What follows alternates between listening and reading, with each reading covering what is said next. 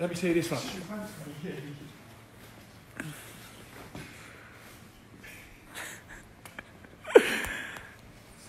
Good evening. Freezing. I'll wait for some eyes to come on. And I'm going to do a couple of little live streams here. The first one is about the great Brexit betrayal. I want to do a detailed video all about it. But this was just because I'm busy. I'm going up to see Gus tomorrow. I need to go to Telford. I need to go to Rotherham. I need to make a video detailing to everyone what's coming next year. My plans for next year. My plans for next year, which is really to bring the rape of Britain. This is just thing.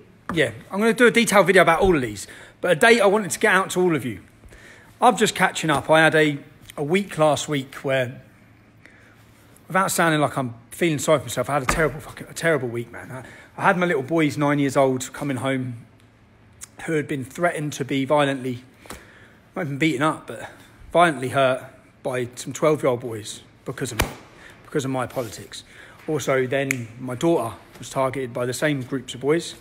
And it was a realisation that as my kids grow up, this isn't going to be good.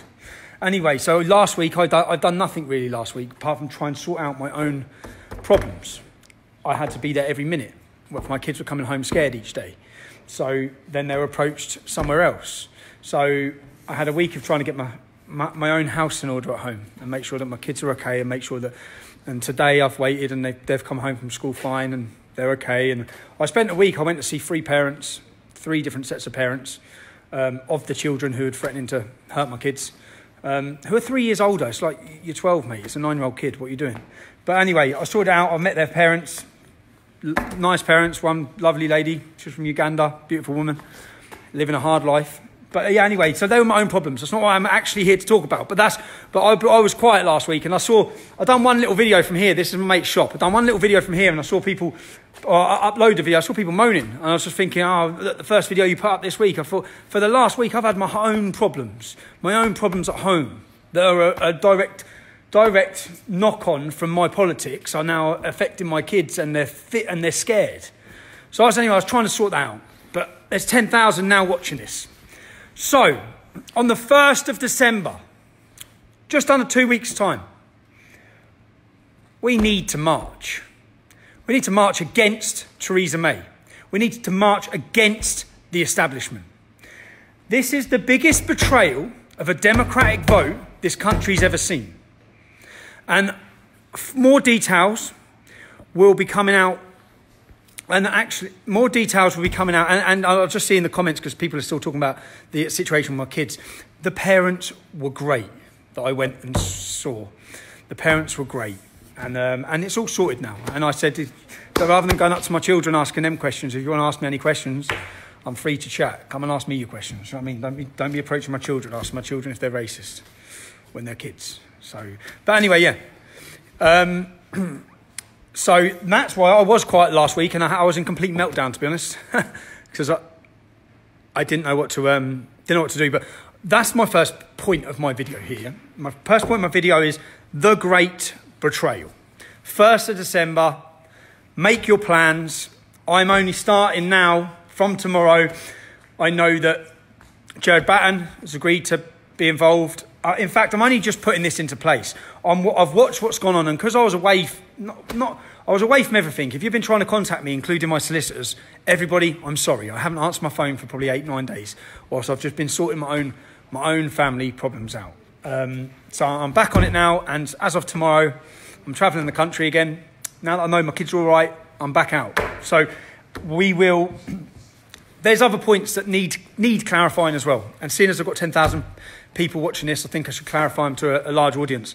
Last week, people have heard a lot about this undercover footage and the documentary is coming out on me. I spoke to someone who lied to me about something, Lucy Brown. Remember Lucy? She used to work with me. I spoke to someone who lied to me about what Lucy Brown was doing with her documentary, and it involved my wife. And I rang Lucy Brown up. And when I rang Lucy Brown up, I think it was after a few beers as well, last week, couple of weeks ago, whatever. And I said some pretty horrid things to her. that I shouldn't have said. That's the reality of it. And to clear some things up, when I spoke to Lucy, I realised that she was upset. And she was upset because she had been accused of withholding footage from...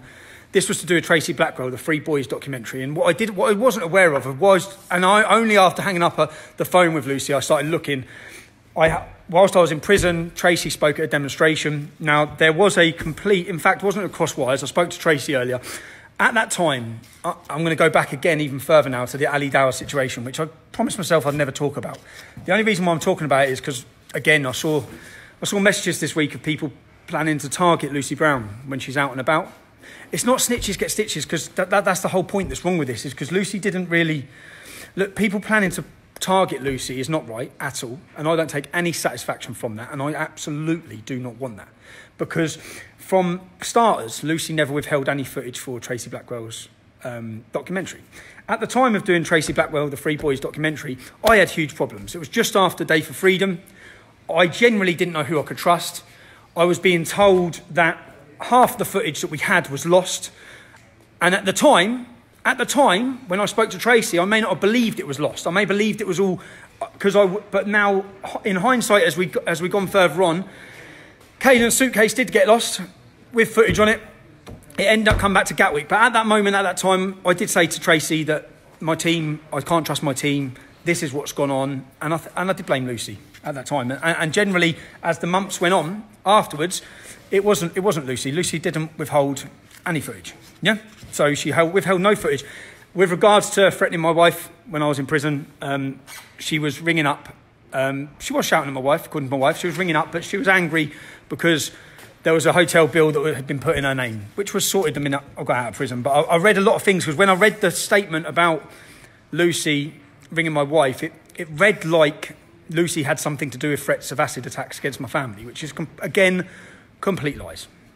Absolutely lies. So anyone out there, and I take this because I spoke to people close to Lucy, and I don't take any satisfaction in the fact that she's scared. She shouldn't be scared. She has nothing to be scared of. People should not be targeting her. With regards to clear things up, because I never spoke publicly about the Ali Dawah situation. Do you know why I didn't speak publicly? Because I didn't trust anything. I didn't even, when I met Lucy the first time after that Ali Dawah situation, I felt like they were all videoing me and trying to set me up. Okay, and I do get paranoid about things, of course. You would if you was me. So at that time of the documentary, in the morning, when I heard Ali Dawah wanted to speak, I generally thought, could be a good idea, yeah? Get him to ring me. He didn't ring me. Now, in the sense of him talking, if he was to talk, which I said at the start, I thought it would have been a good idea. Yeah? Not publicised to the whole world that he's talking. Just, if it was done on my terms would have been Ali Dawah apologising to my mother for the upset he caused. It was a free speech event. If it was without prior publication and no one knew, I'd have walked him up on stage and said, right, it's a free speech event. We're all here for free speech. Let's give him his 5 minutes of fame. Yeah? But it done in the right way, because it had to be done in the right way, because it could have caused chaos. And my job as the organiser of demonstration is not to have trouble. Now, the way it was done, when Lucy put out his invite, which I did ring Lucy and say delete it, which she didn't delete and wouldn't delete. I then did make a public profile on my Facebook saying he's not invited, he's not coming. And someone in my team removed that. All of these things did happen, but do I believe Lucy Brown was a complete left-wing plant involved and her job was to destroy us? No, it wasn't, not at all, wholeheartedly. That was not the case at all. So anyone out there who feels like they're giving Lucy... I know Lucy put something up about telling the police on the FLA. That's nothing to do with me. If people are trying to give Lucy a hard time and think it's on my behalf, please don't. Yeah? Because A, it's not right. B, she didn't withhold the footage. C... yeah, it's not right. So, that's the reality of it, yeah? And to be honest, the reality of it, I caught up with Tracy Blackwell earlier, and I found out more developing stories on her child's case and what's happened with the coroner. And I'll be bringing you a video, hopefully, towards the end of the week on that. I'll be catching up with Gus tomorrow to find out the latest on his situation. As I said, I just had 8 or 9 days there where I had my own problems going on. My own problems to sort out. So if you just... But the Lucy thing, when I spoke to Lucy... And I was pretty angry with her, and I said some pretty horrid and very wrong things to her, because I felt, or I'd been told, that she was trying to target my wife. and my family, which again, I shouldn't believe lies because they completely turned out to be lies once I checked them out. But there's a lot of things out there. So yeah, the point in this, or going on to this, is just to, the point in it, The point in this, when I thought about what I said to Lucy and me ringing Lucy, is I shouldn't have done it. And least of all, when I heard what Tracy's speech had said, and Tracy was right for saying it, because that's what in the conversations in the days after Day for Freedom, I'd had that conversation with her. But in hindsight, as time went on, it was very clear that was not the case. So clearly, again, Lucy didn't withhold footage. Clearly, again, Lucy didn't threaten any violence towards my wife or in any way involved in any threats towards my wife. And reading comments or comments from people that are in any way threatening her, I don't want it on my watch, or I don't want it in any way linked or saying you're supporting me by doing that, because that's not what I want. I worked with Lucy for 12 months and we had our disagreements. I think she was incredibly naive, having a friendship with Ali Dawah, because I don't believe he's friends with her. I think he absolutely was using her, and I think he did use her, but I think that that was more on her principal positions that he abused. And at that time, it's hard for me to know what to trust or what to believe. So, yeah. Deck, young, veteran, what's happening? And there is Jack, and it's very hard to know where you're treading, mate. But where I am treading and where I was treading does not result in people in any way threatening Lucy Brown or in any way abusing Lucy. And I had many problems with Lucy. Lucy had many problems with me, and that's just the reality of it. And I think that it was done out of naivety on her part with Ali Dawah. The reality was, I did agree in that morning that it could have been a good idea, or the day before. But I can't have someone speaking at my demonstration that won't even speak to me. Lucy wouldn't give me his number. No one would give me his number. He wouldn't ring me. He wouldn't contact me. And then he thinks he can just turn up on the day with Mohammed hijab with a big gum shield in and expect to stand up and speak at a demonstration. Not the case. So there were lots of problems around then that I wish didn't happen, but they did. That's it. I've got big plans coming for next year. Massive plans for next year. I'll reveal them all in more of a...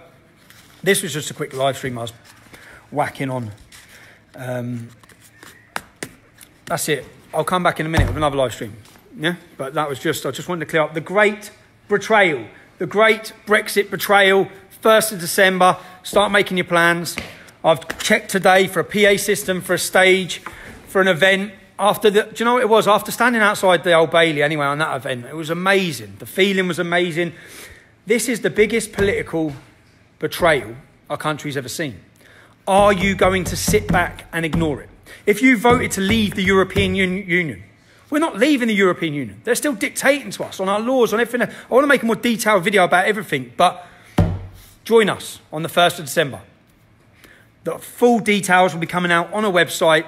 Everything will be going live in the next couple of days. I'm just wanting to get this out there, spread the word, put it out everywhere. Hashtag the Great Betrayal or Brexit Betrayal, whatever you like. That's what it is.